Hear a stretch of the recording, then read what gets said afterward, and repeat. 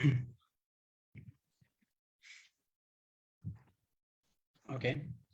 saya ingat kita bermula terus ya. أعوذ بالله من الشيطان الرجيم بسم الله الرحمن الرحيم إن الحمد لله نحمده ونستعينه من يهد الله فلا مضل له ومن يضلل فلا هادي له أشهد أن لا إله إلا الله وحده لا شريك له وأشهد أن محمدا عبده ورسوله رب اشرح لي صدري ويسر لي أمري واحلل عقدة من لساني يفقهوا قولي يؤتي الحكمة من يشاء ومن يؤت الحكمة فقد أوتي خيرا كثيرا وما يذكر إلا أولو الألباب وفوق كل ذي علم عليم اللهم اهدنا وسددنا اللهم لا تكلني إلى نفسي طرفة عين والحمد لله رب العالمين السلام عليكم ورحمة الله وبركاته. Alhamdulillah kita panjatkan syukur kehadirat Allah Subhanahu Wa Taala yang masih lagi memberi kita peluang dan juga ruang untuk malam ini bertemu dan seterusnya kita meneruskan pengajian kita, pengajian berkitab. Kitab ni tajuk dia Perang Keridah dengan syaitan, yang mana kita ingin menceritakan mengenai talbis iblis, tipu daya iblis terhadap manusia.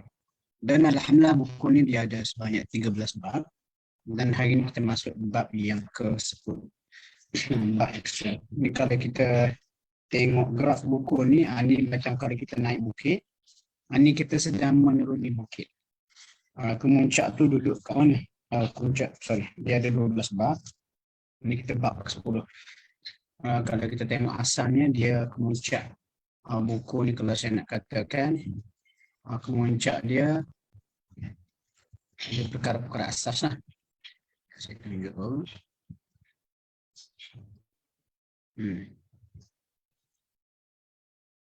Kalau kita naik bukit, ni kita sedang menuruni bukit sebab kemuncak buku ni asal dia sejarah langit, ada baru naik bukit kita naik pengenalan ringkas tentang jin iblis syaitan, kelebihan kelemahan dah lepas lama ni, rasul, sahabat dalam kalangan jin boleh ditangkap ke tidak.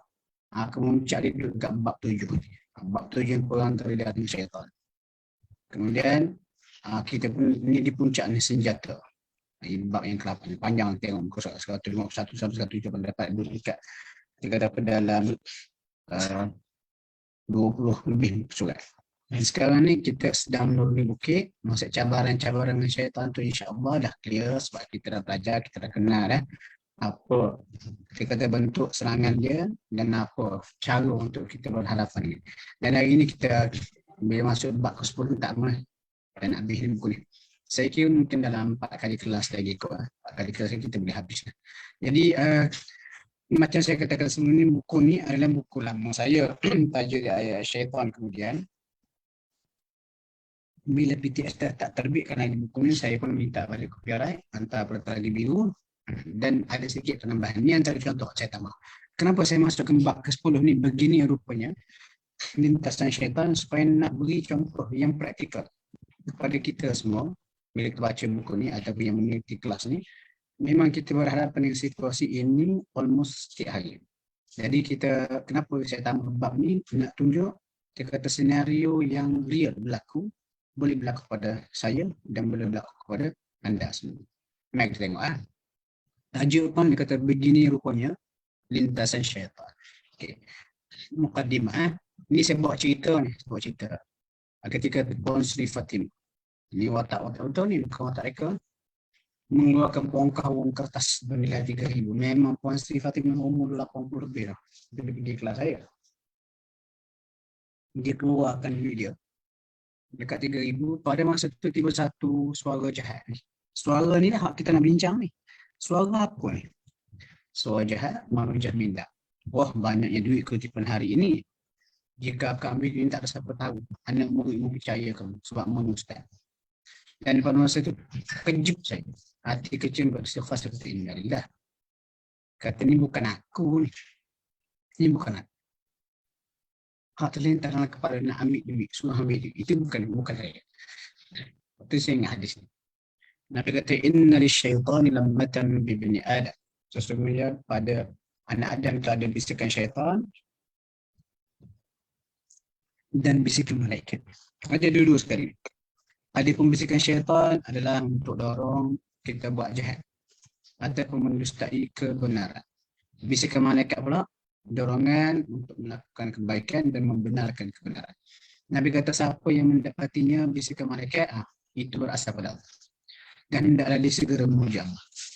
Namun sesiapa yang mendapat sebaliknya bisikan syaitan, maka hendaklah dia segera memohon perlindungan Allah bergangguan syaitan dia. Cuma nak kenal pasti ini malaikat kah? Ini syaitan kah? Malaikat itu berdasarkan kebaikan dan juga kebenaran. Kalau syaitan tolak bisikan berdasarkan kejahatan dan mendustai kebenaran. Jadi hak ni pun dia mesti berada pada suatu tahap yang mana at least kita kena ada ilmu. Jadi pendek kata, untuk kita kenal itu bisikan syaitan ataupun bisikan malaikat, dia mesti dengan ilmu. Sebab apa? Kalau kita tidak ada ilmu yang cukup, kadang-kadang kita rasa bisikan itu adalah bisikan malaikat. Tapi sebenarnya tak, kita kena tipu dengan syaitan. Jadi nak sampai kepada proses atau tahap ini kena ada ilmu. Sebab tu saya kata belajar seumur hidup. Orang belajar seumur hidup, cuba nak kenal Allah, cuba nak kenal syaitan sebagai musuh, pun diganggu apalagi orang jahil atau mengaji. Dan banyak kes-kes yang kita jumpa, orang jahil. Lepas tu dia kena bila dah berubah, dah tua-tua ni, dia nak berubah, nak jadi baik. Lepas tu dia mula didatangi oleh bisikan-bisikan, mimpi-mimpi pelik. Dia pun ingat mimpi itu adalah sebagai tanda kelebihan dia. Oh, Allah Ta'ala bagi kelebihan, dia belajar melalui mimpi. Sedangkan benda itu adalah satu liku-liku syaitan nak tipu kita. Lepas tu mesti kena ada ilmu. Itu peringkat asas. Lepas tu saya letak bab ni 4 ke 10 di hujung dah ni. Daripada 12 bab buku ni. Bab ni dah berada di luar. Kenapa nak cerita? Ini adalah contoh kita kata, selepas kita belajar, ini kita problem based learning ni. Problem based learning. Okay. Ceritanya begini. Mustafa, pelajar lama saya di UAE, berasal pada Kamboja, lanjut pelajaran pada peringkat master. Tak dapat bantuan. Maksud dia kena kerja sendirilah. Lepas tu dia pun minta saya cari bantuan. Lepas tu saya pun minta ada beberapa orang murid dewasa dan kelas tiga bangsa. Jadi yang murid kelas tiga bangsa pun berilah duit. Masuk kelas yang Ustaz, ni ada nak bagi zakat kita untuk student Ustaz ni. Lepas tu okeylah, kumpul. Ketika nak habis kelas tu, Puan Sri Fatim dia kata, Ustaz, depa bagi apa ni? Saya kata ni duit nak bagi zakat untuk student saya ni. Budak Kamboja. Bila saya pun bagi tu, setelah dia buka handbag dia, 3,000 seketul keluar tu. Masa terkeluar bisikan jahat. Okey, ketika dalam perjalanan pulang ke UAE, saya call isteri. Saya kata, saya selalu share dengan isteri. Saya kata, dahsyat hari ni. Tiba-tiba terlintas. Kenapa saya share ni? Sebab dalam rumah tangga, kadang-kadang kita ada check and balance. Dan isteri saya akui. Isteri saya ni, dia lawyer. Jadi lawyer ni, mindset lawyer ni lain sikit. Dia agak kritikal. Lepas tu dia cakap dengan sepanjang kami berkahwin, isteri saya ni banyak tegur saya. Banyak tegur saya macam dia ni tegur secara profesional lah. Dan kenapa saya cerita ke dia? Supaya satu segi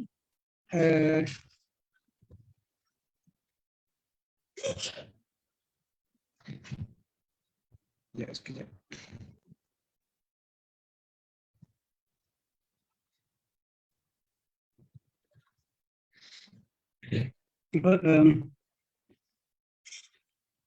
Sebab saya cerita ke dia tu supaya dia boleh bagi senario ataupun sudut pandang. Dan isteri saya pun alhamdulillah dia orang mengaji agama, sekolah agama. Jadi bila saya call dia kata apa tahu? Ingat tak dia kata, awak dulu pernah cerita bagaimana Hamka ketika dalam tahanan dia baca buku dia sendiri tasawuf. Lepas tu dia kata kadang-kadang bila berlaku peristiwa kita baca balik apa yang kita perlu tulis. Kerana ia menjadi nasihat pada diri kita sendiri. Lepas tu Hamka ketika dalam tahanan tu dia minta supaya family dia hantar buku tasawuf moden. Orang pelik, kenapa Hamka baca buku Hamka? Dia kata Hamka sedang menasihati Hamka. Jadi itu kita kata check and balance. Bila saya koreksi, saya beritahu benda ni. Okay. Memang saya akui ingatan saya kepada semua nota tafsir yang pernah saya tulis akan menjadi penyelamat saya pada hari.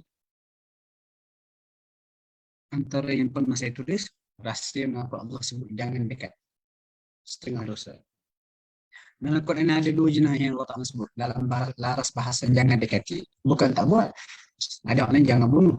Jangan tu, jangan. Tapi ada dua yang Allah Ta'ala sebut. Jangan dekati. Ini insyaAllah ni akademi tadabbur kita. Akademi tadabbur inilah fokus tadabburnya. Nah, ini contoh tadabbur lah. Dalam Quran banyak-banyak jenayah yang Allah Ta'ala sebut jangan buat, jangan bunuh. Jangan tu, jangan ambil. Tapi untuk zina dan juga harta anak yatim, sebab harta yatim harta yang tidak diaudit.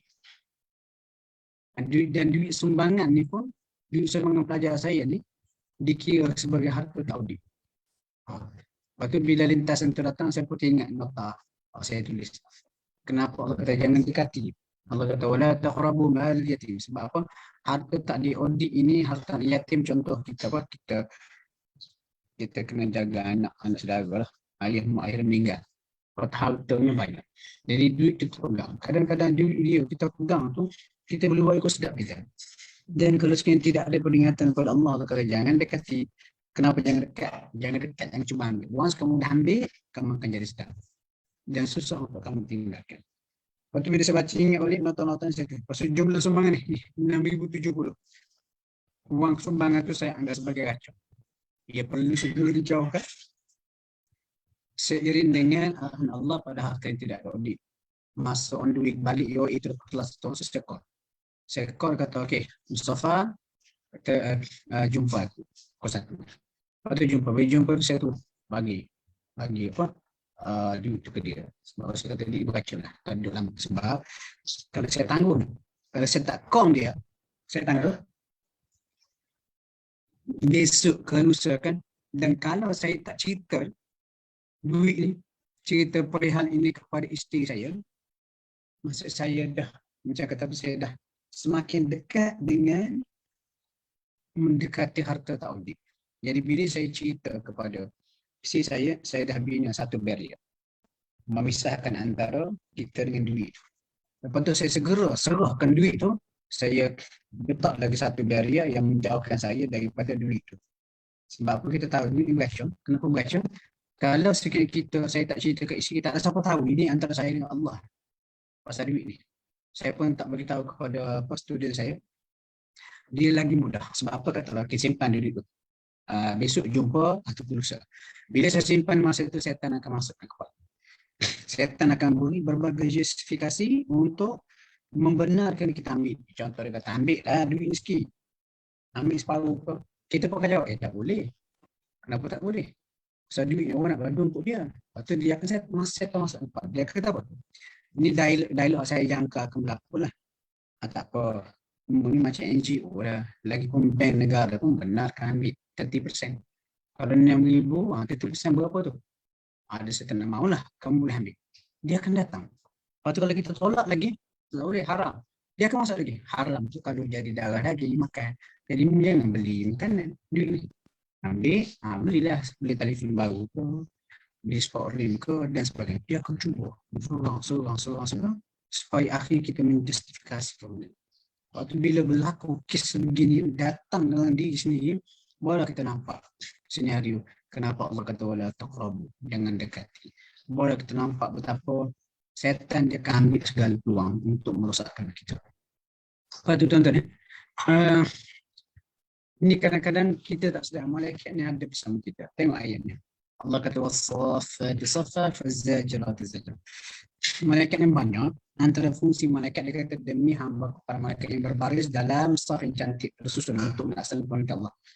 Faz-zajirati zajra, dan juga demi hamba para malaikat yang melarang sebarang kejahatan dengan sebenarnya. Ini pun seiring dengan az-zajirati zajra tadi itu, malaikat, bisikan malaikat. Dan kadang-kadang kita rasa kita nak ambil duit ni, ambil lah, tak ada siapa tahu pun. Dan pada masa tu, seolah macam ada satu jeritan malaikat kepala kata, tak boleh, ini bukan duitmu.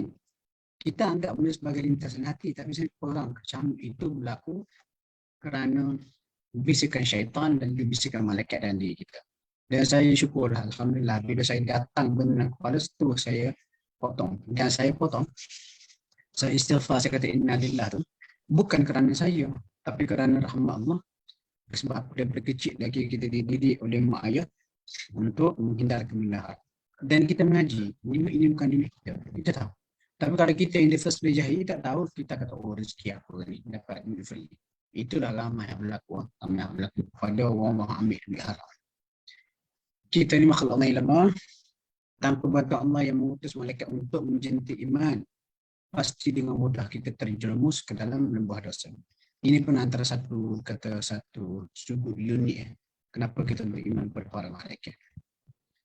Okey, kemudian bantuan Allah juga datang sebelum fokus ilmu ni penting. Ni kalau saya pergi mana saya sebut ilmu.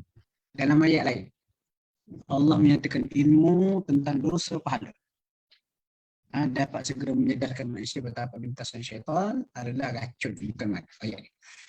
Allah kata innal ladina taqaw, sesungguhnya orang yang bertakwa. Bukan nak kata saya orang bertakwa dah. Tapi at least kita belajarlah dosa pahala boleh tak boleh. Dan bila kita belajar, kita cuba praktik. Dan bila kita praktik tu, dia menjadi satu benteng takwa. Yang menjadi takwa ni berhati-hati waspada. Allah kata innal ladina taqaw, sesungguhnya orang yang bertakwa. Idza massahum ta'if minasyaitan, bila mereka disentuh oleh ta'if sebahagian daripada bisikan syaitan, tadakkaru, mereka ingat segera. Mereka ingat, tak boleh ni, duit ni bukan duit aku. 30% ke buat tukar sport ring ke, bukan handphone ke, tak boleh, bukan duit aku. Bila benda tu berada dalam kepala kita, kita dah belajar, kita cuba praktik, ada waspada tu, kita ingat. Lepas kita ingat, Allah kata fa'idha hum mubsirun, tiba-tiba dia tu mubsirun, nampak jalan yang benar. Nampaklah dia elemen ilmu ni penting dan juga penghayatan. Bayangkan apa akan jadi pada jumlah wang itu jika saya tak dilindungi Allah. Mungkin ini satu lagi mungkin. Ini saya bawa banyak sudut ni. Berlapis-lapis. Sudut pertama kerana ilmu. Sudut kedua kerana rahmat Allah. Sudut yang berikutnya mungkin kerana doa untuk nenek kita tu. Pada masa ni bila kita diuji lagu ni, perintah lagu tu, Allah Ta'ala beri manfaat kerana berkat untuk nenek kita. Tengok. Bayangkan apa akan jadi pada jumlah wang itu jika saya tidak dilindungi Allah. Mungkin ini juga berkat simpanan doa ibu bapa serta untuk nenek saya yang soleh dahulu. Saya akuilah ayah mak ayah saya ni dia hidup orang kampung biasa, hidup yang simpan, tak ada mengenal orang baik-baik lah. Untuk nenek saya pun saya dengar cerita kalau ikut cerita mak saya, orang soleh lah, ulama lah, dia antara yang mahir dengan faraid, belajar muka dan sebagainya. Allah simpan doa-doa itu sebagai perisai integriti bagi selamatkan saya dari bencana dosa hari itu. Sebagaimana Allah pernah menghantar Khidir. Ini interesting menyelamatkan harta tersimpan milik dua orang anak yatim kerana berkat saleh bapa. Siapa tahu? Kita tahu tengok ayat. Allah kata wa ammal jidar bila Khidir dah nak berpisah dengan Musa, Khidir pun explain. Sebenarnya Musa, aku buat tu ada sebab. Contoh dinding aku tegakkan tu bukan sesaja aku nak tegakkan. Dinding tu dinding tembok tu dimiliki dua orang anak yatim di bandar ni. Bawah tu ada harta tersimpan milik mereka. Lepas tu Allah kata wa kana abuhuma salihan. Ayah mereka berdua dahulu orang saleh. Ayat ni saya merah ke kuning kan ni tuan-tuan. Kalau mengaji tafsir dia panggil jumlah i'tiradiyah. Ayat luar. Macam mana ayat luar? Ayat luar yang kita kata sebenarnya kalau tak ada ayat ni dalam, kalau tak ada frasa saya kuningkan ini dalam ayat ni boleh difahami. Cuba tengok. Kita tengok. Adapun tembok itu dimiliki dua orang anak yatim di bandar. Di bawahnya terdapat harta tersimpan milik mereka. Okey, kita buang. Oleh itu Tuhanmu menghendaki supaya mereka cukup umur dan dapat mengeluarkan harta mereka yang tersimpan itu sebagai satu rahmat kepada Tuhan. Maksudnya kalau tak masukkan abuhuma salihah, ayat ini difahami. Tapi Allah Ta'ala slot in, masuk supaya dia nak sampaikan message sesuatu. Jadi kesimpulan dia kenapa harta terpendam milik dua anak yatim ini Allah Ta'ala jaga dengan mengutuskan Khidir pergi tegakkan. Jawapan dia kerana ayah dia dulu orang saleh. Jadi ayah dulu orang saleh ni, sekejap pemerintah saya habiskan sikit lagi. Doa untuk nenek kita, orang soleh, ayah kita, mungkin dia berdoa puluhan tahun dahulu, dia berdoa supaya Allah Ta'ala rahmati dia dan juga anak keturunan dia. Benda tu Allah Ta'ala simpan. Satu hari bila kita terdesak, bila kita menghadapi situasi-situasi yang berat, situasi yang kritikal, macam kes saya alami ni, perintah nak ambil duit tu, dihasut setan, banyak benda Allah Ta'ala guna untuk selamatkan kita. Antara satu yang mungkin, saya katakan mungkin, mungkin kerana doa mak ayah kita soleh. Sebab tu kita hidup di dunia ni, kita jangan selfish. Kita ingat, aku nak ada anak soleh. Aku tak jadi soleh, tak apa. Ini kebanyakan orang kita. Mak ayahnya memang jenggo. Teruk lah. Maknya tidak menutup aurat yang sempurna. Tapi hantar anak sekolah agama. Tambah aib, hantar anak ke sekolah agama tu. Dengan kita tidak menutup aurat. Jadi anak kita pun malu tengok fangkau tengok mung ke tu. Oh apa tu nak pakai? Lepas kita bertanya lah. Kenapa hantar anak sekolah agama? Awak ni macam ni. Saya sebab saya rasa saya macam ni. Saya nak doa anak soleh. Lepas tu saya hantar anak saya ke sekolah agama supaya besok lepas mati dia boleh doakan saya. Jadi kita berkata pada sebenarnya awak tidak adil kepada mak ayah awak. Walaupun sekarang awak ibu atau ayah kepada anak awak nak supaya anak awak doakan awak. Awak kena ingat awak juga anak kepada ibu ayah awak. Jadi sebenarnya hubungan soleh ni kena sekata. Kita kena jadi anak yang soleh. Kita doakan mak ayah kita. Kita juga jadi ayah yang soleh, ibu yang soleh. Kita doakan anak cucu kita. Dan doa kita kepada anak cucu kita tu, dia Allah Ta'ala tak simpan lagi tu. Dia akan simpan, dia akan turun ke bawah. Bila Allah Alam dan bila berlaku peristiwa-peristiwa, kerana solehnya kita dahulu, akan memberi manfaat kepada anak cucu. Ini beberapa andaian saya buat, ini analisa saya bila berlaku benda ni. Allah Alam. Okay, Puan Mariam ada angkat tangan tu, ada soalan ni. Sila. Sila tekan Puan Mariam. Ni angkat tangan Mariam Ismail.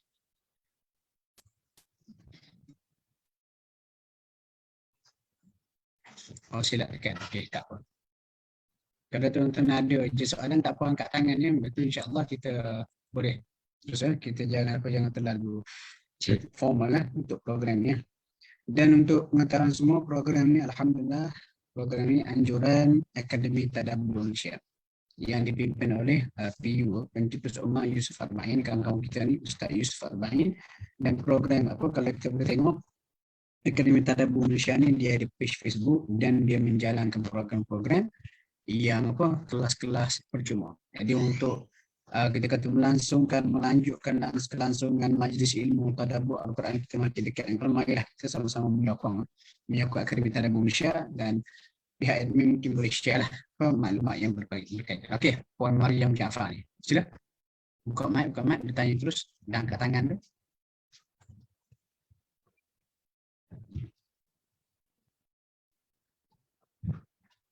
Okey, saya setuju itu analisa Ustaz.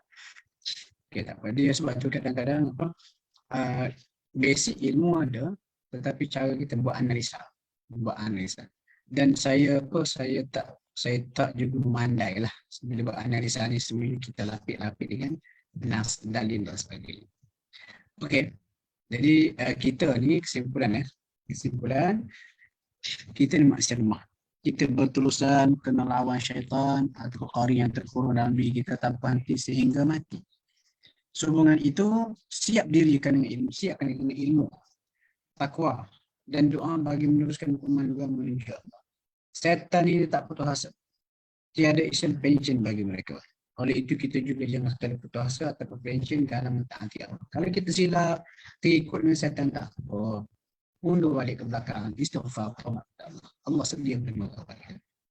Okey, kesimpulan bab ni. Kesimpulan bab ni saya boleh simpulkan ada. Yang pertama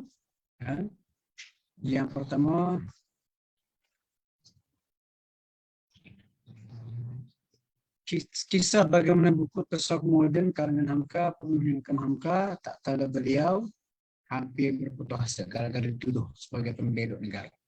Tuan mencari buku ni malam. Yang kedua, dalam Al-Quran ada dua jenayah yang disebut dalam bahasa jangan dekati, zina dan juga harta niat. Sebab zina ni dia tarikan dia kuat. Bila terjebak, payah nak tinggal. Maka harta anak yatim, kenapa hendak yatim sudah harta anak yatim harta yang tak urus. Dalam kes saya ni, ada murid yang bagi budak-budak ambil lah. Bagi 6,000. Kalau saya buat senyap, anak murid tak tanya lagi dah. Ustaz ada tu tak? Contoh audit macam mana, Ustaz tak ada. Dia percaya. Ini bahaya Ustaz. Yang ketiga, pada ayat kedua surah As-Saffat Allah Ta'ala sebut antara beberapa sifat malaikat dia menghalang hamba Allah melakukan kejahatan. Kita tidak dapat bersentak.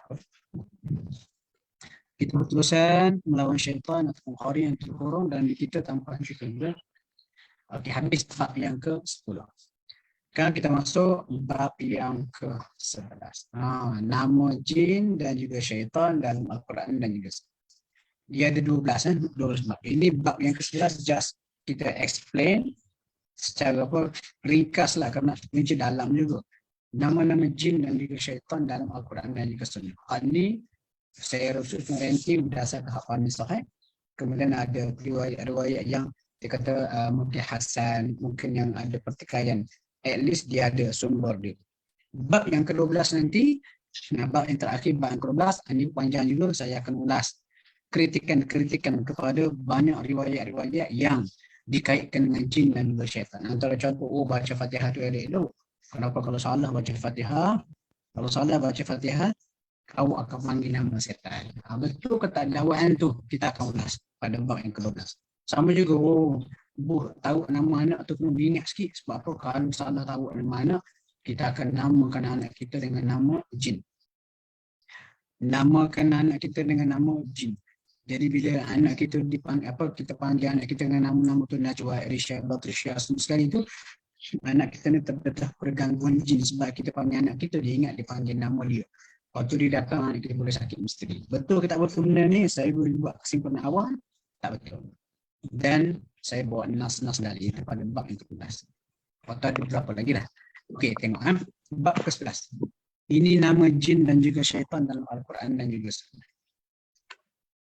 Okey, mula-mula sekali nak kena ingat, perlu ditegaskan, persoalan iblis, syaitan, jin adalah perkara ghaib yang tak mungkin dapat diketahui atau dicerah melainkan dengan bantuan wahyu. Ini selalu kita kena pegang semua-semua. Kenapa perkara yang kita kena pegang semua-semua? Supaya kita tidak mudah terpedaya, tergelincir, ditipu oleh syaitan. Sebab apa tahu tak tuan-tuan? Kenapa Nabi dan juga para ulama marah kalau orang jumpa Tok Bomo. Sebab Tok Bomo dia mendakwa tahu benda ghaib. Dia mendakwa tahu benda ghaib. Ilmu dia tinggi Ustaz, dia tahu. Ilmu awak tinggi macam sekalipun awak tak dapat wahyu. Dalil dia prinsip di sini. Allah kata qul, katakanlah Muhammad, la ya'lamu man fis samawati wal ardi ghaiba illa Allah. Tak ada siapa pun di langit, di malaikat dah, ataupun di bumi ataupun manusia biasa yang tahu al-ghaib min ghaib. Tak nampak di mata melainkan Allah. Maksud Allah ni, dia kunci. Allah kunci segala ilmunya daripada pencerobohan makhluk. Dia hanya mendedarkan sebahagian saja perkara ghaib kepada sebahagian makhluknya sahaja. Yang pasti bukan Pak Ustaz, bukan Tok Bomo. Lepas tu orang tanya Ustaz, kasyaf tu macam kasyaf ilham firasa. Itu dia tak termasuk dalam kategori benda ghaib tu. Itu ada bab khusus yang boleh dibincangkan. Orang alim ada kasyaf. Yang kasyaf orang alim pun dia untuk pesanan dia sahaja dan dia bukan untuk declare jadi sumber dalam agama, tak boleh. Contoh, kata kasyaf mengarut ni dakwa kasyaf. Dia kata, nanti pilihan raya akan datang, jangan sokong parti tu, jangan sokong calon tu. Kenapa? Allah Ta'ala tunjukkan kepada saya dia tu punya jahat, dia pernah buat ni. Itu bahaya. Itu bahaya. Kalau buka secara declare. Tapi kalau secara tertutup, contoh Ustaz, saya PRU akan datang ni, saya rasa saya nak beralih arah. Saya rasa saya nak sokong si Fulan, dia nak jadi calon. Lepas tu tiba-tiba kita kata orang salih ni, dia terdetik hati dia. Dia kenal kawan tu, dia terdetik hati. Kawan tu mungkin buat hati elok. Firasat betul orang salih. Tiba-tiba dia berkata kepada kawan, awak saya mau balik keputusan tu nak sokong dia betul tidak. Pokok akan menyusahkan aku dia lagi. Dia tak nyatakan secara zahir. Tapi saya rasa macam tak sedar hati lah. Dia rasa dia tak sedar hati. Dia kata dia rasa tak sedar hati itu bukan secara pasti. Hak bahaya, jangan sokong. Kenapa Tuhan buka pada saya mimpi kau, saya dapat kasyaf dia itu sebenarnya seorang yang tahu. Waktu benda tu sebab. Hak tu bahaya. Waktu kasyaf ke firasat, ini simpanan pribadi. Ini simpanan pribadi. Kalau kita rasa kita nak sampaikan juga kepada orang, kita tak boleh muktamad kata ini keistimewaan saya. Tak. Dia sekadar rasa hati kita, simpan pribadi. Mungkin kita berbagi kepada orang dekat-dekat. Nilai balik lah. kata keputusan awak tu, ataupun saya rasa macam tak sedap hati. Sekadar tu. Jangan kata ini jadi satu semua rujukan. Okey, sekejap. Boleh tak sokong parti? Jom kita jumpa Ustaz lah. Saya pun duduk, saya pun tengok, baca sikit kawan-kawan. Oh, saya kata jangan sokong dia ni. Kenapa Allah tak nak beri kasyaf pada saya? Hak tu kena beri. Sebab benda ni dia terlalu nipis. Dan benda ni kalau tak kena cara, kita boleh menceroboh ni. Menceroboh benda baik. Waktu kita kena belajar bab ni. Benda ghaib pasti berdasarkan wahyu. Lain daripada tu ada. Ada dipanggil firasat. Ada dipanggil kasyaf. Ataupun istilah kalau orang tasawuf, orang sufi dia kata ladunni. Kalau dalam tafsir, dia dipanggil ilmu mauhub ataupun ilmu wahbi, ilmu mauhub, ilmu anugerah. Bukan benda asing pun. Kita kata dia lebih kepada kefahaman, berdasarkan analisa dan Allah Ta'ala buka pintu hati dia. Dia bukan sesuatu yang kasyaf, tahu langsung benda baik. Benda kena biniat. Tengok, ayat-ayat yang cukup jelas. Kita tak boleh nafi benda tu sebab ada Nabi sebut. Saya pernah tulis dia pasal benda ni.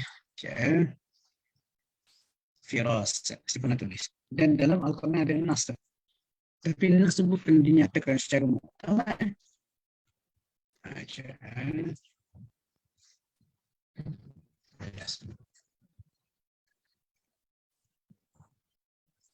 Cuma kadang-kadang bila kita tak melalui proses yang sebetulnya, isu ni saya bimbang kita mudah sangat nak percaya dakwaan kasyaf pada setengah orang. Sebab tu tambah-tambah bahaya, parah kalau sekiranya orang yang mendakwa saya kasyaf, dia dakwa dia kasyaf, dia tahu macam seolah dia dapat maklumat dari Allah. Sebab benda tu terlalu nipis parameter dia. Cuba tengok ini rencana sudah lama dah ni ketika saya mengajar tafsir, mengajar soal Yusuf. Okay? Kisah 3 orang yang benar firasat. Ni kalau ikut saya tak sentuh ni, tapi bila Puan Mariam ada sentuh tadi, saya rasa perlulah kita sentuh supaya kita ada asas disiplin ilmu dia. Sebab kalau tak ada asas, tak ada disiplin ilmu, tunggang-langgang habis rosak agak. Okey ya. Kisah 3 orang yang benar firasat. Okey, ni ketika saya mengajar tafsir ni, lama ni tahun 2016 yang saya baca tafsir ni. Antara isu kisah kebenaran firasat Aziz Mesir dalam nilai Yusuf. Pada waktu itu Yusuf hanya seorang anak kecil yang dianiaya abangnya dan dijual di pasar Mesir. Jika yang terpamer pada wajah Yusuf pun pasti wajah sedih bercampur duka. Pun begitu Aziz Mesir, ini gelar hak beli dia. Seakan nampak suatu cahaya karisma yang terpancar pada wajahnya.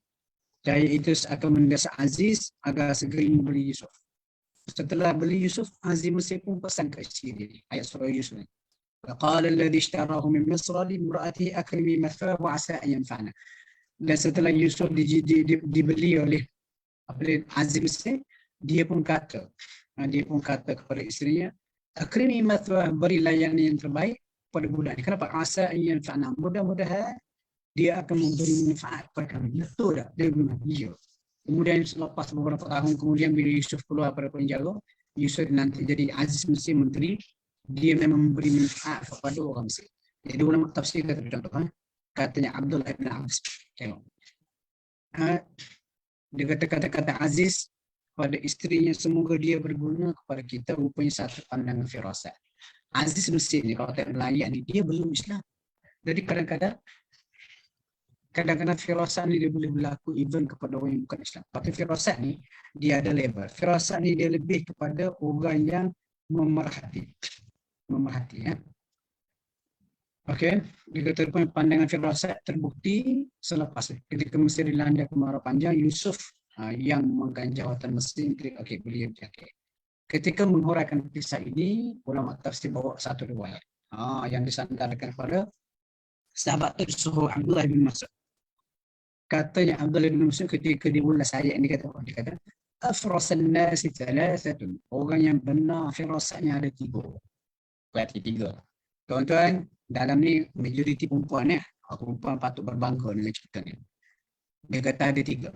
Saya ringkaskan. Yang pertama Aziz Mesir ketika ayat ni, yang kedua Abu Bakar. Bila dia kata Umar ni aku rasa elok jadi khalifah. Yang ketiga perempuan. Ni perempuan dalam kisah Nabi Musa. Ha, ini kisah ni. Tengok. Okey, setelah itu Nabi Musa dijumpa ayah perempuan. Ini cerita Nabi Musa ni. Kisah Nabi Musa menjadi pelarian ke Madian setelah dibunuh orang Filistin secara tersengaja bertumbuk. Sampai di sana dia pun tolong dua budak perempuan Madian. Kemudian seorang terjadi isteri dia lah. Ambil air. Lepas tu bila budak perempuan tu patut yang dua orang tu bila dia nak bagi binatang ternak dia minum air lambat sikit sebab nak kena pelapis lelaki-lelaki ni. Tiba-tiba hari tu dia habis hawa rasa balik awal. Lepas tu ayah dia orang tua bukan Nabi Syuaib walaupun ada sebahagian kata Nabi Syuaib. Dia kata awak yang kembali hari ni.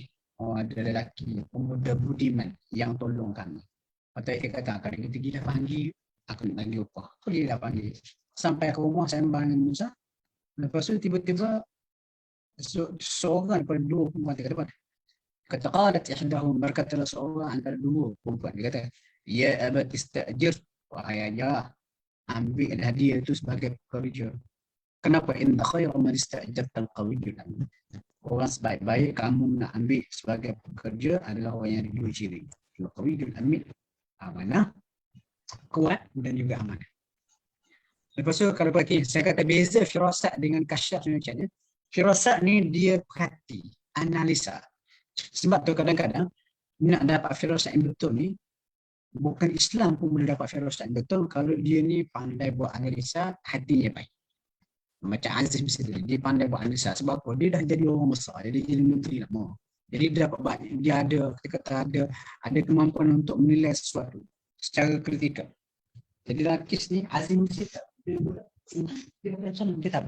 Lepas tu ayah dia perkataan dia. Ayah pun tanya, ni tafsir saya ambil tafsir Kathir. Dia kata apa? Dia kata, wa man yudriki, kamu tahu mana dia ni ada ciri al-qawiyyul amin. Kata perempuan tu saya ambil petikan dalam tafsir Kathir. Dia kata dia seorang diri mengangkat batu penutup lagi Madian yang tak mampu diangkat melainkan di atas 10 lelaki. Ada 2 lelaki maksud. Tambahan pula apabila aku berjalan di hadapannya ketika menuju ke rumah kita, dia kata, saudari berjalan di belakangku, kenapa aku tak mau tengok aurat kamu? Kalau duduk depan ni, Nabi Musa kata nampak punggung, nampak badan, nampak aurat. Apabila aku menyimpan dari jalan, lontar tempat. Dan nampak Musa ni ada di kiri. Dia kata hebat firasat perempuan ni. Firasat perempuan ni, dia kata hebat. Pandangnya bukan pandangan kosong, tapi pandangan bijaksana, analisa. Kewibawaan Yusuf Musa. Kau bagaimana manusia melihat dengan firasat, memang Nabi sebut. Nabi kata apa? Hadis ni. Hadis yang Tirmidzi. Nabi kata, ittaqu firasatul mu'min. Kamu kena beringat dengan firasat pandangan hati orang beriman. Kenapa? Fa'innahu yanzur binurillah. Kerana dia melihat dengan sinaran cahaya kurniaan Allah. Dan nak jadi, kita tolak, kita tidak cerita Aziz Mesir, orang biasa, orang salih. Orang salih, bijak. Ada ilmu. Mengamalkan ilmu dia. Dia kadang-kadang dia tengok, dia pandang dengan pandangan firasat. Lepas tu Nabi pun sebut, kalau kamu nak, baca ayat ini, Nabi kata. Thumma qara'atun, Nabi pun baca ayat ini. Inna fi dhalika la'ayatin lilmutawassimin. Sesungguhnya pada adab yang menimpa kaum melampau ni dalam surah Hijr. Mempunyai tanda-tanda kebesaran Allah lilmutawassimin. Bagi orang yang bertawassim, maksud orang yang perhati. Atau kalau baca dalam tafsir, lilmutafarrisin. Jadi firasat tepat ni macam mana? Ringkas dia. Rasa yang Allah campak dalam hati pada para walinya yang soleh. Ini yang disebut dalam hadis di atas dipamerkan oleh firasat Abu Bakar. Tanggapan berdasarkan pemerhatian luar yang merangkumi aspek fizikal keluarkan seorang. Ini boleh berlaku pada manusia luas pengetahuan seperti Azib C. Dan dengan anak perempuan. Jadi firasat terhasil pada pandangan ruh manusia yang suci bersambung dengan tanggapan akan. Dia combine dulu. Ya. Semua dengan izin kurnia Allah, ya. Tapi tak semudah itu sebab apa? Ramai yang di sana. Di luar sana, kalau pemerintah, kalau saya boleh beritahu, ramai yang di luar sana yang perasan. Tak masih cakap. Yang perasan dia dapat firasat. Dia tak capai piawaian itu. Lepas tu dia rasa dia dapat firasat. Lepas tu dia claim dia dapat firasat. Lepas tu bila kita macam pertikai, benda harus sebut banyak bercanggah dengan fakta, bercanggah dengan nas ataupun hadis. Dia kata, ini kurniaan Allah. pada siapa saja dia kehendaki. Allah akan beri ini pada saya. Ya, bukan Allah akan beri pada awak, tapi tak semudah tahu nak klaim lah. Kita tengok. Ini saya petik ni huraian oleh dalam kitab ini Tuhfatul Ahwadhi. Dia kata, firasat terhasil bila pandangan roh manusia yang suci bersama dengan tanggapan akal. Lalu ia dilihat oleh dua mata fizikal. Apabila akal dan roh bebas berkekalan nafsu, maka pandangan keduanya mampu bersatu melihat secara tepat. Ini hebatnya. Dalam bersih, dua pun bersih. Dia bersatu, dinampak betul. Manusia biasa gagal melihat secara tepat hakikat suatu perkara kerana pandangan rohnya terhalang oleh nafsu. Akal dan mata zahir tidak dapat berhubung dengan pandangan batin yang dilihat oleh ruh. Ini ulasan ya. Ringkasnya dekati Allah kepada Allah bukan kerana mahu firasat, kerana tanggungjawab kita sebagai apa. Setelah bank takwa dalam jiwa kita penuh terisi dengan segala kekuatan kepada Allah, tak mustahil, tak mustahil. Ini bukan satu kepastian, tak mustahil. Allah limpah kurnia ni pada kita dalam bentuk pandangan firasat seiring dengan janji dia. Allah kata wattaqullah, bertakwa kepada Allah. Allah ajar. Jadi di luar sana orang bertakwa, orang yang mendakwa dia dapat firasat, Allah Ta'ala ajar ilmu laduni ke dia. Dia patut kena ingat wattaqullah ni. Ittaqullah ni, takwa pada Allah ni. Dia bukan duduk berzikir 100,000 dapat takwa. No. Nak dapat takwa ni kena ada ilmu yang cukup. Sebab berapa ramai kita tengok orang yang kuat berzikir, kononnya masuk tarekat. Tapi dia tak mengaji. Dia jahil, tak tahu hal haram, dia tahu anggar yang mendalam. Betul-betul dia boleh ditipu oleh setan dengan bayangan-bayangan, perasaan-perasaan. Dia rasa dia bagus. Waktu senang cerita macam tu. Kalau kita kata nak dapat kasyaf atau dapat firasat yang benar, kita kata biasa kita letak pada para ulama. Kenapa? Ulama itu dah melepasi takwa pada Allah. Ulama boleh bukan sebarang lah. Ulama yang beramal dengan ilmu dengan terbukti soleh dia tu lah. Okey, itu dah lebih kurang. Oh, jauh pula pergi ke situ. Sorry.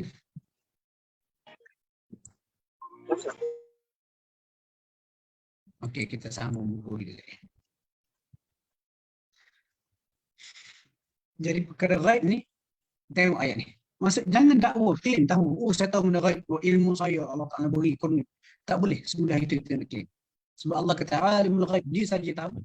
Dan dia tidak mendedahkan perkara ghaib itu pada sesiapa illa melainkan kepada man yartadha min rasul. Siapa dia kehendaki dalam kalangan rasul.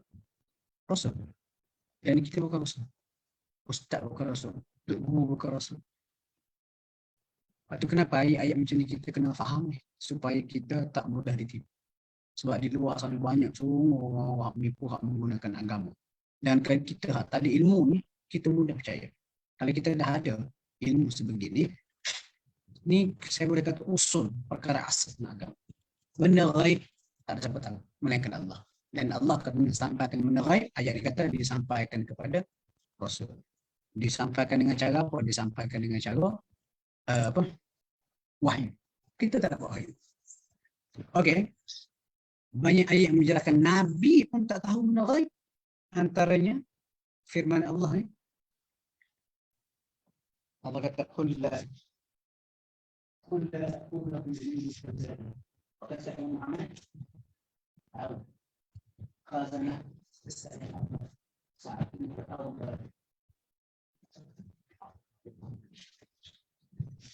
Aku bawa masuk. Okey. Allah Ta'ala suruh ni, kalau baca tafsir, dia kalau buka ayat, Allah kata, qul, kata kalau Muhammad, itu dipanggil uslub talqin. Uslub talqin maksudnya, diktit. Allah Ta'ala suruh Nabi sebut lagu tu. Qul, kata Muhammad, huwallahu ahad, Allah Tuhan yang satu. Kamu tak ada kata hal lain, pakai ayat ni. Jadi Allah kata, qul, kata Muhammad, la aqul lakum indi khazainullah. Katakan aku tak tahu, aku tidak memiliki khazanah Allah, dan aku tak tahu yang ghaib. Nabi pun tak tahu yang ghaib. Nabi tak pernah dakwa tahu. Betul ada tok bomo, ada ustaz, ada tok guru, hak mendakwa dia tu ustaz, dia tok guru, dia kata dia tahu benda ghaib. Dia kasyaf. Dia kena ingat. Itu ciri-ciri hak bawa ajaran sesat. Contoh lain ni, hak ni lagi dahsyat ni, ayat ni. Allah kata qul, tengok uslub talqin lagi tu. Kata kalau Muhammad, la amliku li nafsi naf'an wa la dharran illa ma sya Allah. Aku tak memiliki manfaat ataupun mudarat ke atas diriku melainkan dengan apa yang dikehendaki oleh Allah. Tengok Nabi kata, Allah tak suruh Nabi sebut ni. Walau kuntu a'lamul ghaib, kalau aku tahulah benda ghaib, lastakthartu minal khair, Sudah pasti aku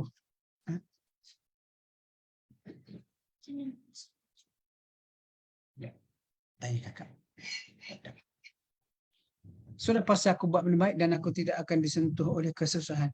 Tidak ditimpa kesusahan. Maksud Nabi pun ditimpa kesusahan. Tiba-tiba kita dakwa orang tu tahu benda baik. Lepas tu tuan-tuan, lagi kita dalami Al-Quran dan juga Sunnah, kita akan lagi beringat benda macam ni. Okey, Nabi ni pertama, dalam ayat lain Allah tak sebut, dia tak tahu benda baik. Dia claim, dia tak pernah claim. Okey, tengok. Selain itu Al-Quran mendekat perkara, okey, hanya diketahui oleh Nabi melalui perkhabaran ghaib. Ni banyak ayat. Berdasarkan prinsip tersebut, tengok. Sebarang fakta, ini besar-besar saya buat ni. Berdasarkan prinsip, benda ghaib hanya Allah yang tahu. Sifat, nama, sifat, fakta berkaitan jin syaitan yang disebut dalam setengah athar para sahabat atau tabi'in yang dipercayai oleh setengah masyarakat dunia yang tidak bersumberkan Al-Quran sahih, tak boleh diyakini kebenaran secara mutlak. Ini tak boleh. Jadi saya kata inilah kaedah yang paling selamat. Kaedah yang paling selamat. Okey. Berikut disenaraikan beberapa nama jenis nama jin dan syaitan dalam Al-Quran. Cuma kena ingat tuan-tuan, hak umumnya jin. Umumnya adalah jin. Jin tu berasal pada huruf jim dan juga nun, ansin, tak dapat dilihat.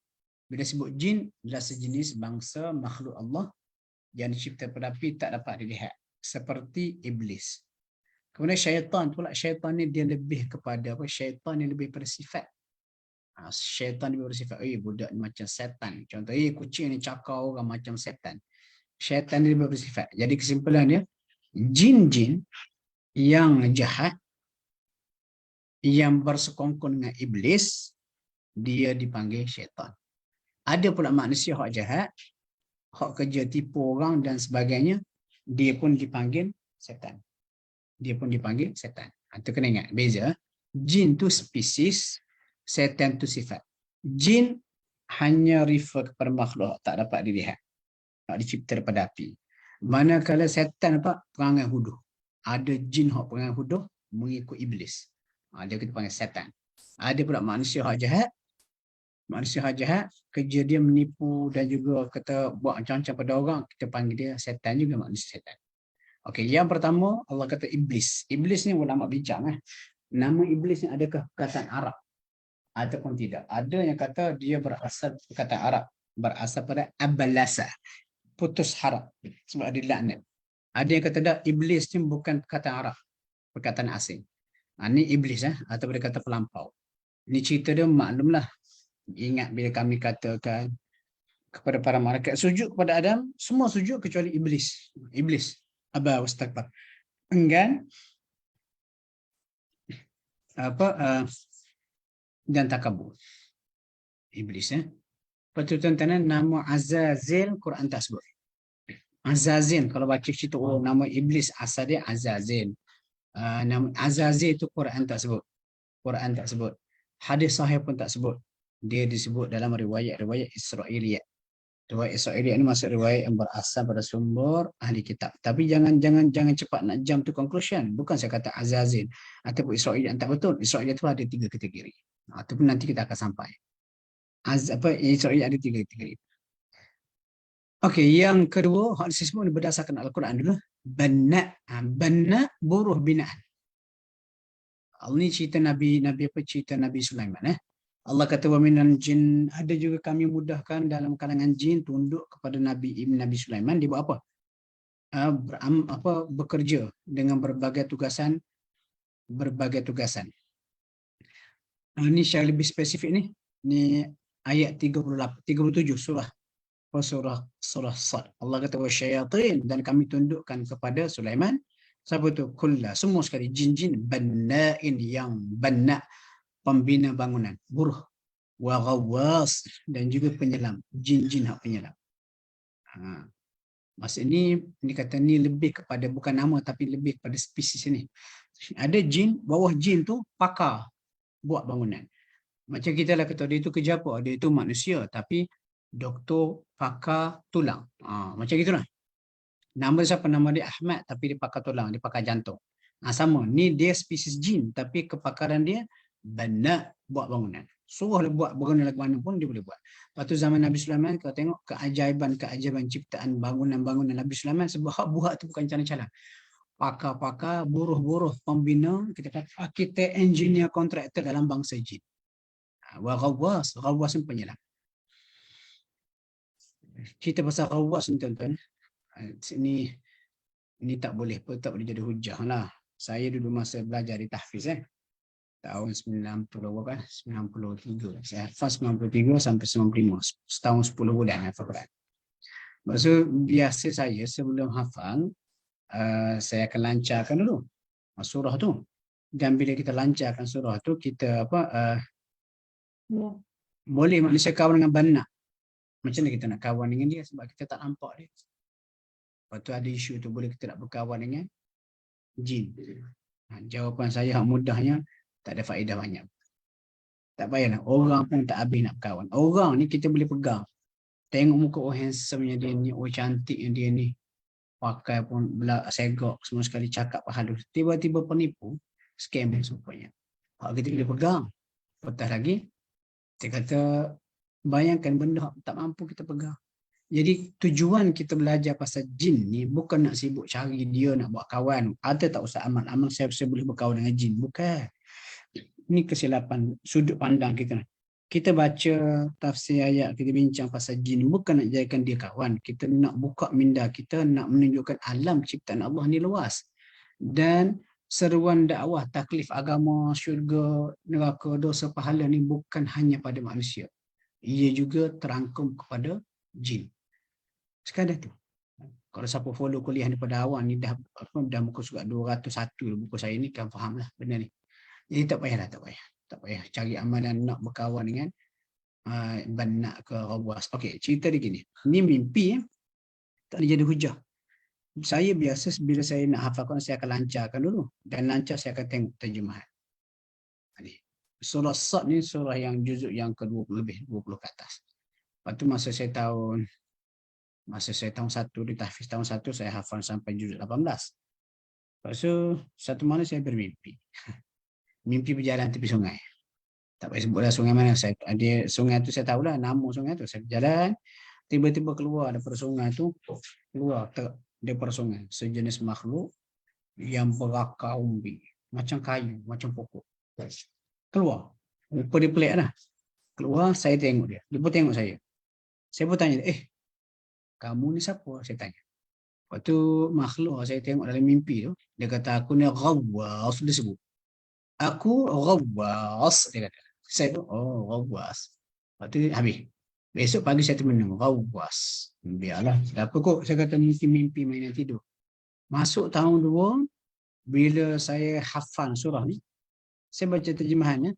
Kata wasyayatin kunna banna'in wa Ghawwas. Sebut kerja Ghawwas, macam pernah dengar kat mana Ghawwas ni. Saya kata, aku pernah mimpi dulu jumpa makhluk ni muncul daripada sungai. Saya tengok terjemahan apa Ghawwas ni. Terkejut saya sebab apa? Allah kata dan kami tundukkan untuk Sulaiman jin yang banna, mahir bina bangunan, wa Ghawwas, dan juga penyelam. Saya kata, patut pun aku jumpa di sungai. Dia menyelam. Tapi nak kena ingat, itu sekadar cerita saya lah. Dia tak boleh jadi hujah. Itu tak boleh jadi hujah sebab mimpi.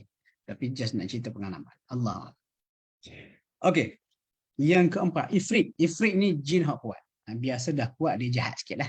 Tapi kalau kita nak umum kata jin Ifrit ni semua jahat belaka, susah juga sebab dalam kes Nabi Sulaiman pada ayat ni, dalam Quran ini satu-satunya ayat Allah tak nak sebut Ifrit.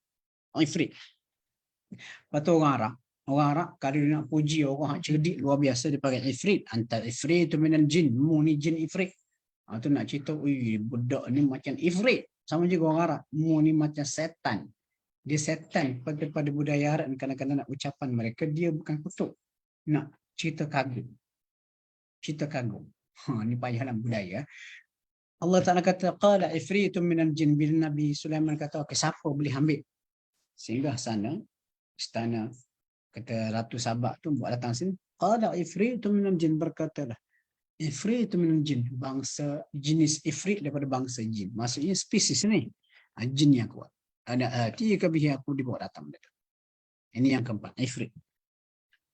Yang kelima, penderhaka. Ini bukan nama, ini bersifat. Allah kata wa minan nas, ada dalam kalangan manusia yang membantah Allah tanpa ilmu dan dia ikut kulla syaitanin marid. Setan yang marid, sangat jahat, penderhaka. Ini ayat lain kata wa hifdhan, dan antara fungsi bintang-bintang di langit itu adalah untuk hifdha, mengawal langit itu min kulli syaitanin marid, daripada pencerahan syaitan marid, setan sangat derhaka. Nama ni juga menunjukkan sifat jahat mereka, bukan nama pasti. Oh, setan, untuk nama siapa setan yang aku marid, dah. Bukan. Lepas tu yang keenam, qarin. Qarin ni Allah kata wa man yakun syaitan lahu qarina fasa'a qarina. Ini bukan nama juga, ini lebih kepada sifat pendamping. Qala qarinuhu, berkatalah teman pendamping dia. Sama juga yang lain. Lepas tu ada hadis kan? Ada hadis. Nabi kata, ma minkum min ahadin, tak ada seorang pun dalam kalangan kamu melainkan dia diwakilkan. Maksud lahir itu ada sekali dah dengan dia qarinuhu minal jin. Qarin, teman pendamping dalam kalangan jin. Maksud kerja apa? Kerja untuk sesatkan kita. Hak ni tuan-tuan tak payahlah pergi jumpa ustaz perubatan Islam ke untuk kita buang. Konon-konon, oh saya nak buang lah qarin saya. Ini tak boleh. Dia bukan macam saka. Orang kata, oh saka nak buang. No. Hak ni tak boleh buang. Usahakan kita, Nabi pun ada. Cuma Nabi sebab baginda maksum, qarin dia memeluk Islam.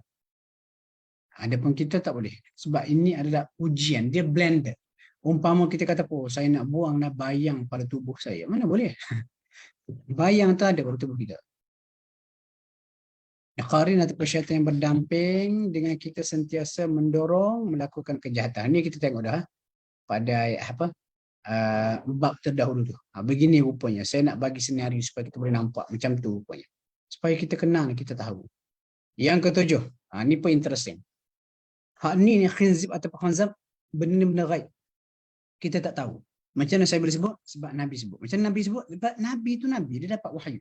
Allah tak berikan kepada dia. Osman bin Abdul As mengadu, dia terganggu bila solat. Nabi kata, dzaka syaitanun yuqalu lahu khanzab. Atau setengah orang kata khinzib. Itu setan dipanggil khanzab ataupun khinzib. Bila kamu rasa gangguan dia, Nabi kata kamu minta perlindungan Allah. Fata'awwadz billah, minta perlindungan. A'udzu billahi minasyaitonir rajim, dan ludah ke kiri. Ludah ke kiri. Fata'awwadz billahi minasyaitonir rajim. Alih. Ataupun kita teruskan sembahyang lepas. Dia isyarat ludah ni sebenarnya isyarat sebagai satu celaan penghinaan. Macam kata, berambuhlah kamu yang kacau. Sehingga ada juga kalau kita tidur, kita dapat mimpi ngeri. Saya pun pernah tulis buku pasal pemimpi. Mimpi ada 3 jenis. Jenis yang ketiga, satu daripadanya gangguan syaitan. Bila kita mimpi ngeri, jangan duduk sibuk. WhatsApp ke, share dalam Facebook ke, WhatsApp kawan kita ke, tanya. Kalau jenis kawan nak jenis khurafat tu, oi, mimpi apa? Aku mimpi ngeri. Dia kejar rimau ke, ada orang kejar nak tikam aku ke, teman seofis cuba kejar nak tikam aku. Jangan percaya. Ikut cara Nabi. Macam mana? Sedar pada tidur tu, hak menakutkan, baca a'udzu billahi minasyaitonir rajim, ludah ke kiri 3 kali. Isyarat. Bukan dah, ludah isyarat. Lepas tu berada di tempat tidur. Seolah-olah macam kita berada di tempat tidur, kita ludah tu tutup teris. Kita tak ada kacau kita dah lepas. Dan tak payah cerita ke orang. Tak payah cerita. Sebab kalau cerita ke orang, mulalah. Kawan-kawan jin khurafat ni superstition. Ui, itu tanda ada orang sihir kamu. Mulalah tu. Mula. Sedangkan setan just nak kacau kita sikit. Okey, tuan-tuan, kita stop sini lah. InsyaAllah kita jumpa lagi 2 minggu. Kita tengok Ghul. Ni interesting. Jin, penyesat. Pengembara. Ni ada hadis Sahih Muslim. Tapi panjang cerita ni. Jangan jump to conclusion. Kalau tuan-tuan rasa tak sabar nak tahu, boleh mencarilah buku ni. Cari buku ni dan tengok penjelasan. Tapi saya tak cadangkan supaya tuan-tuan baca sendiri. Sebab takut mesej tu tak sampai seperti apa saya sampai. Jadi kalau tuan-tuan baca, dengar berdasarkan penjelasan saya, insya-Allah dia lebih jelas lah. Okey, saya kira setakat dulu kita berhenti. Ada beberapa minit ni kita buka soalan. Kalau ada soalan daripada tuan-tuan, kalau boleh saya jawab dalam masa yang terbatas 5 ke 10 minit cukup. Jangan lama sangat, saya pun ada urusan lain. Okey, sila. Kalau Assalamualaikum boleh warahmatullahi jangan kalau boleh soalan tu saya minta jangan soalan yang berulang-ulang seperti sebelum-sebelum ni. Jika soalan berulang seperti sebelum ni, banyak soalan yang dah dijawab berulang kali. Kalau boleh kita fokus soalan ni lah. Okey, sila. Sila, siapa ni? Assalamualaikum warahmatullahi wabarakatuh. Waalaikumsalam warahmatullahi. Saya nak tanya sikit boleh Ustaz? Ya, sila. Saya pernah dengar Ustaz antara ubat untuk ilat syaitan ni, kita baca Al-Fatihah berulang kali. Boleh Ustaz? Berulang-ulang kali Al-Fatihah. Kalau ikut nak yang lebih tepat, tengok situasi. Bukan Fatihah. Fatihah ni minta maaf, bukan saya nak tu. Fatihah ni kadang-kadang dia terlalu Melayu. Orang kita ni semua benda Fatihah. Tak ada masalah, Fatihah tu surah yang hebat. Tapi dalam beragama, dia biar kita pasang sesuatu kena pada tempatnya. Contoh kita kata, bihun sesuai tak? Pagi sesuai. Tengah hari tak berapa nak kena. Petang bihun sup okey sikit. Pergi kenduri kahwin bihun. Boleh makan, tapi macam tak berapa nak kena. Dia macam kita kata, kalau nak elakkan gangguan syaitan, sebelum tidur, ayat kursi. 3 kun. Ada hadis Nabi tu. Lepas tu kita kata kita mimpi buruk. Apa dia? A'udzubillah. Maksudnya kita letak sesuatu yang Nabi ajar tu kena pada tempat dia. Dan saya lebih prefer lagu tu. Sebab kenapa saya kata orang kita ni Fatihah, semua benda nak kaitkan dengan Fatihah. Contoh berlaku kematian, sedekah Fatihah. Bukan tak boleh, tak ada masalah. Benda tu khilaf. Pahala tu insya-Allah sampai. Tapi kita nak hak tepat. Ni betul dengan tepat. Hak tepat, bila berlaku kematian, Nabi kata, istaghfiru li akhikum. Doa pengampunan. Allahumma ghafir lahu warham. Sama juga. Ini saya perhati macam kita nak buat tahlil, kita kata sedekah Fatihah ke Nabi. Sedangkan Nabi tak perlu Fatihah. Hak disebut dalam nas yang jelas surah Al-Ahzab, kita diarahkan berselawat kepada Nabi.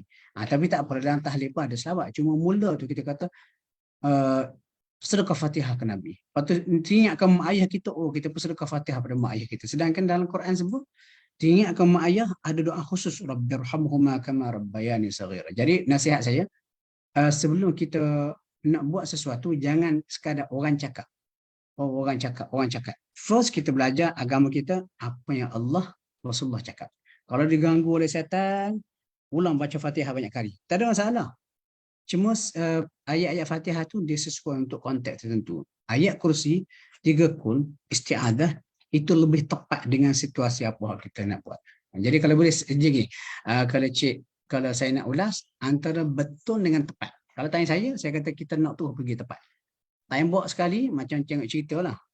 Bergaduh, macam cerita kungfu. Lawan punya lawan, berpeluh-peluh. Musuh tak kalah lagi.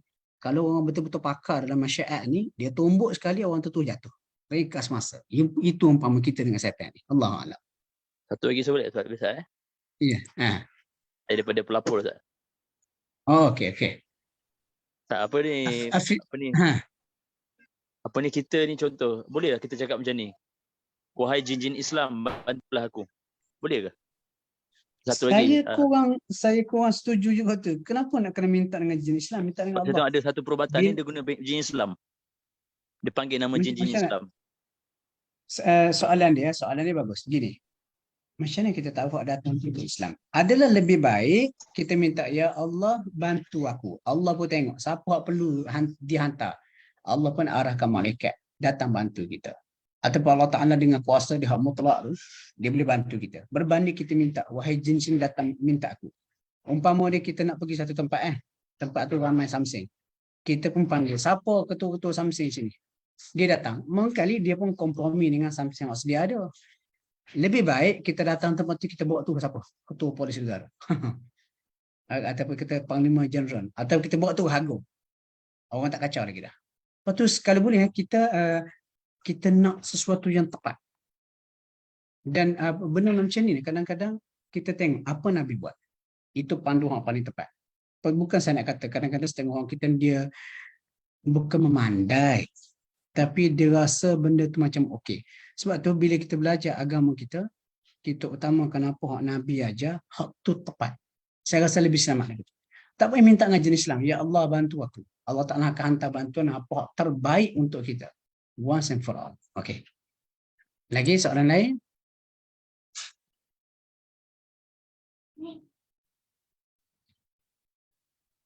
Lagi-lagi soalan lain?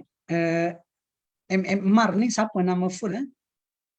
Boleh kita perjanjian Macam tak clear, putus-putus. Muhammad Arif tak? Muhammad Arif Pelapul. Arif ya. Muhammad Rajuli. Okey. Muhammad Arif tak? Dia Pelapul. Ya, tahu. Saya kenal suara macam kenal. Boleh kita contoh. Wahai jin. Kita kata wahai jin, aku nak putuskan hubungan dengan kau. Itu cara boleh ke buat bai'ah macam tu? Berbai'ah. Adakah kita termasuk dalam perjanjian ni benar kan? Itulah saya nak cakap pun susah juga sebab mungkin ni bidang spesifik sebenarnya. Tapi kalau tanya saya lebih selesa ikut direct dengan Allah. Sebab benda ni kalau dah terlebih dahulu berguna, praktikal, saya rasa Nabi kita tunjuk. Tapi Allah Alam. Cuma kalau tanya saya kata minta dengan Allah. Jangan minta dengan makhluk. Sebab minta dengan makhluk, umpama banduan minta bebas daripada banduan. Itu ulama buat perbandingan. Kalau minta dengan Allah, memang Allah Ta'ala boleh selesaikan semua masalah. Dan benda-benda macam ni saya bimbang tak ada, Cik Arif, saya bimbang jadi apa? Saya bimbang dia jadi talbis. Talbis untuk kita tak minta direct dengan Allah, bergantung kepada makhluk. Kalau tengok surah Al-Jin tu, ayat ke-6, Allah kata ada sebahagian manusia, lelaki manusia minta perlindungan dengan sebahagian lelaki jin. Dan itu menambah sombong jin. Ya, Umi. Okey. Lagi satu soalan. Sebelum kita berhenti, dah 10.20 dah. Ada tak?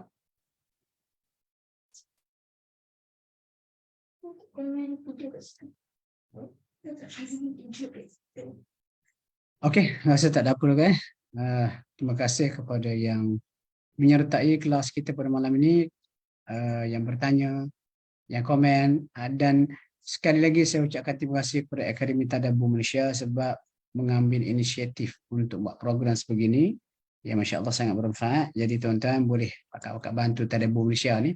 Boleh beri sumbangan, ada dinyatakan nombor akaun di atas ni. Dia kata kelangsungan kelas-kelas pengajian Akademi Tadabbur.